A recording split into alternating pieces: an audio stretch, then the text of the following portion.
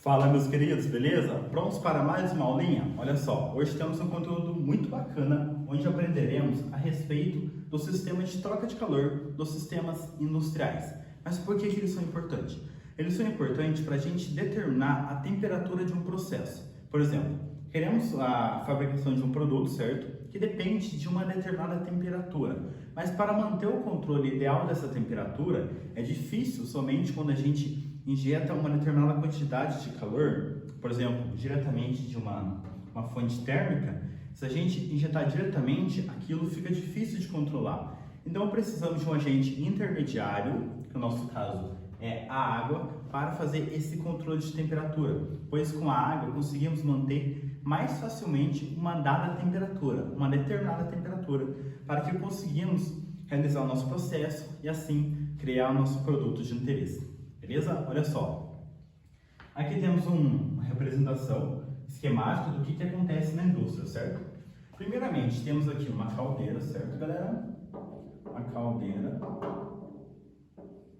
onde está tendo um aquecimento da água. Isso aqui é a água. Ela está aquecendo, certo? Estamos elevando a temperatura. Mas o que estamos fazendo? Estamos dando calor de uma fonte térmica, certo? Estamos dando calor para a água, para ela aumentar a sua temperatura e mudar de estado, ir para o estado de vapor. Então temos aqui a transferência da água através de vapor, certo? O vapor está saindo da caldeira e está indo para o sistema de troca de calor. Aqui temos uma bomba que determina a vazão desse fluxo do vapor, certo? E esse vapor ele vai entrar pela serpentina, vai vir pela serpentina, certo? E vai estar em contato com a água, vai estar entrando em contato com a água para fazer essa troca de calor que a gente quer. E aqui a água ela sai condensada. Então a gente reutiliza a água na saída na outra ponta.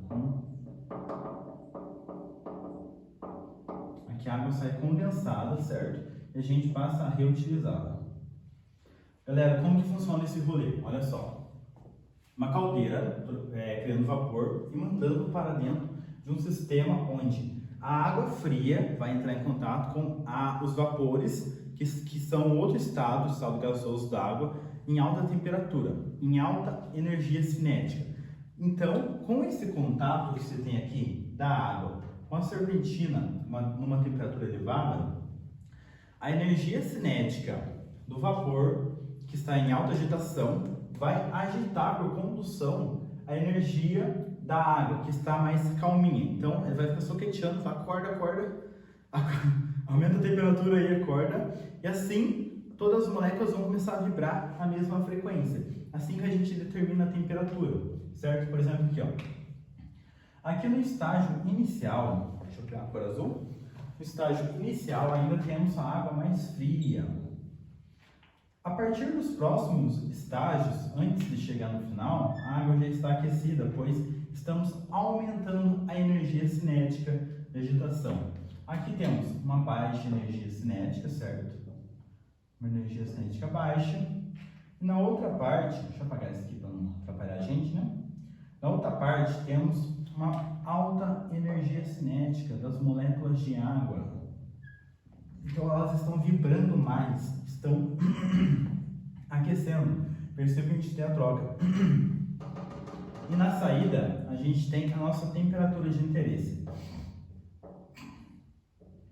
A nossa temperatura de interesse pode ser, por exemplo, pode ser 80 graus Celsius, pode ser 60. Assim a gente que vai determinar o quanto que queremos de temperatura final. Tem todo um sistema de controle, né, nesse mecanismo, para que determinemos a temperatura de saída do nosso fluido, para que conseguimos fazer a criação do nosso produto, né? E essa água que está saindo aqui condensada, ela vai sair, vai retornar para a caldeira, e esse fluxo fica contínuo. É claro que tem percas, né? Tem percas de energia, tem atrito, tem um monte de coisa envolvida, mas o que sai retorna para a caldeira e continua o ciclo, continua de preservação. Assim a gente consegue ter um controle de temperatura para que consigamos criar o nosso produto, beleza? Mas galera, por que isso acontece? Olha só, olha que legal. Como que a gente aumenta o calor da água, cara? Como que a gente aumenta esse rolê? Ó, aqui a gente está tendo o quê? A gente está tendo um aumento da energia cinética, certo? As moléculas estão passando do estado líquido para o estado gasoso, certo? Então está aumentando a energia cinética. Alessandro, o que é energia cinética? Energia cinética é isso aqui, ó. Imagina que essa bolinha aqui, estão vendo? Essa bolinha seja uma molécula de água. E essa bolinha aqui, ela seja uma molécula de água mais no estado de vapor. Então, essa bolinha de água, ela tem uma energia cinética de agitação, certo? Ela está voando para lá para cá. Ela, no meio líquido, né? Ela está para lá para cá no meio líquido. Agora, o vapor, ela está assim, ó. Olha o tamanho do vetor. Ela tem muito mais velocidade, muito mais energia cinética, ela tem muito mais energia. Então, ela está igual louca aqui pelo sistema, pulando para lá e para cá, certo? Olha, o tamanho do vetor determina quanto de energia e velocidade que ela tem. Então, ela está louca pelo sistema, voando e indo para entrar em contato com a nossa água fria. O que acontece? Essa alta velocidade dessa molécula, e no estado de vapor, isso tem que estar na cabeça de vocês, o vapor é líquido. Quando essa molécula aqui, em alta velocidade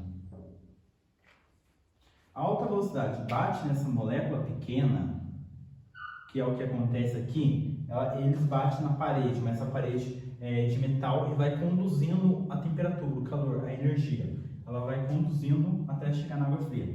Seria quase a mesma coisa que essa molécula batesse nessa. O que vai acontecer? Ela vai empurrar essa molécula com mais força. Então vai aumentar a energia cinética dela. Vai bater e vai, acorda minha filha, acorda, precisamos de mais velocidade, mais energia cinética. Então é exatamente o que acontece. Aumenta a energia cinética e a água aumenta a temperatura, pois essa energia cinética é diretamente relacionada com a temperatura das moléculas de água, beleza? E olha só essa equação aqui, ó. Temos essa equação que é bem fácil de ver o que está acontecendo no nosso sistema, que é a quantidade de calor que a gente dá para uma amostra aumentar a sua temperatura. Olha só, capacidade calorífica vezes o número de mol vezes a variação da temperatura. A gente está dando para a água, nesse caso, uma determinada quantidade de calor, certo? Estamos dando calor para a água. A água, ela tem uma capacidade calorífica já determinada, específica. É um número X determinado. O número de mol varia de quanto a gente tem. Por exemplo, 18 gramas de água tem 1 mol, certo? Então, se a gente tiver... E 18 gramas corresponde... E 1 grama de água corresponde a 1 ml. Então, 18 gramas tem 1 mol. E 1 grama de água tem 1 ml. Então, temos que ter essa relação. Assim, a gente consegue ter noção de quantos de partículas e moléculas temos no nosso sistema. Esses dois vai ser meio que determinado e assim a gente altera a temperatura. Então, damos calor para a nossa molécula de água e aumentamos a sua temperatura. Olha que legal. É todo o mecanismo que acontece aqui no sistema de trocador de calor, certo? Estamos aumentando a temperatura da água. Opa, aqui azul. Então, estamos aumentando a temperatura e assim conseguimos realizar o nosso processo de acordo com o que queremos. Beleza, meus queridos? Essa equação aqui, ela representa diretamente o quanto de calor temos que dar para a nossa substância aumentar a sua temperatura, certo? Então, deslocamento, aumentar a sua energia cinética. Ela descreve perfeitamente o que acontece no sistema. E aqui, o nosso fluxo acontece de acordo com a vazão que a gente determina e deixa acontecer. Por exemplo, eu quero aumentar a vazão. Se eu aumentar a vazão, eu vou aumentar a intensidade, aumentar o fluxo, aumentar a quantidade de calor que vai ser trocada, aumentar a temperatura. Vou reduzir a vazão, vou reduzir o fluxo, vou reduzir o quanto de fluido de vapor está passando, o quanto de calor ele vai estar trocando, vou reduzir a temperatura, percebeu? Aumentei a vazão, aumento o fluxo de calor. Reduzir a vazão, reduzo o fluxo de calor. Beleza, meus queridos? Essa é uma ótima forma de ter um controle nesse mecanismo de troca de calor para que consigamos ter um produto no qual a temperatura está sendo determinada pela água. Então, a partir daqui, essa água ela vai passar por um sistema no qual tem que manter uma dada temperatura. Por exemplo, estou lá fazendo um refinamento de um determinado óleo, certo? Um determinado óleo, e eu preciso, para esse refinamento, que o sistema, o reator, ele se mantenha numa temperatura, por exemplo, de 80 graus Celsius, certo? O que acontece, ó. Como eu preciso que o meu reator se mantenha numa temperatura de 80 graus Celsius, deixa eu alterar o tamanho da serpentina. Ó, vou fazer uma linha só para vocês perceberem. Essa linha ela está dando toda a volta no meu reator, onde está acontecendo a reação do refinamento do óleo. Como eu preciso que essa temperatura ela saia daqui com 80 graus Celsius, certo? 80 graus Celsius, ela vai passar por essa serpentina, mantendo a temperatura, aqui, até que o material ele é mais isolante para preservar esse calor, né, essa temperatura. Ela vai passar pela serpentina, passar por todo o sistema e vai sair e retornar para a nossa fonte térmica, porque ela já está perdendo energia. Então assim eu consigo manter o meu reator a 80 graus Celsius certinho, como eu quero para fazer o refinamento de um determinado óleo, por exemplo, ou pode ser qualquer outro produto. Então olha que legal essa sacada, cara, olha que bacana. A gente cria um sistema para a gente controlar a energia, o calor e manter uma temperatura para a gente criar o nosso produto, que pode ser o refinamento de um determinado óleo, por exemplo. Beleza, meus queridos? Legal, né? Quer tirar um print? Cara, vou deixar você tirar um print, olha só. Olha lá, manda abraço, cara, sem dó. Manda abraço, galera. Quer tirar sem mim? Quiser tirar comigo? Galera, olha que legal. Então tenha em mente uma coisa muito, muito legal, que a água ela tem entalpia, certo? Que vai ser, muito grande, que vai ser igual ao calor. O que é isso, Alessandro? Entalpia é uma representação energética da substância água, certo? Ou seja, a molécula de água, quando ela por si própria, ela está no seu sistema estável, ela tem uma quantidade de calor, certo? Ela tem uma entalpia. Então, quando eu dou calor para ela, eu altero a sua entalpia. Então, entalpia é a quantidade de calor que está envolvida, por exemplo, numa reação química. Quando acontece uma reação química, tem-se a absorção de energia ou o liberamento da energia. Então, a entalpia que determina essa energia que acontece nas reações químicas. E a pressão constante, a entalpia é igual ao calor que a substância recebe, certo?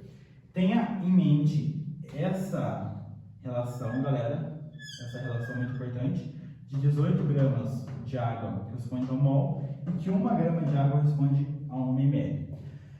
Beleza, meus queridos? Essa foi a nossa visão geral de hoje. Espero que vocês tenham adorado. Nas próximas aulas a gente aprende muito mais e tem muita coisa legal vindo pra frente, beleza? Se você gostou, tira um print, compartilha lá no seu story, no Instagram, Facebook, WhatsApp, chama a galera, chama os amiguinhos, o gato, papagaio, passarinho, chama todo mundo. Vem ver nossas aulas que vamos aprender muito.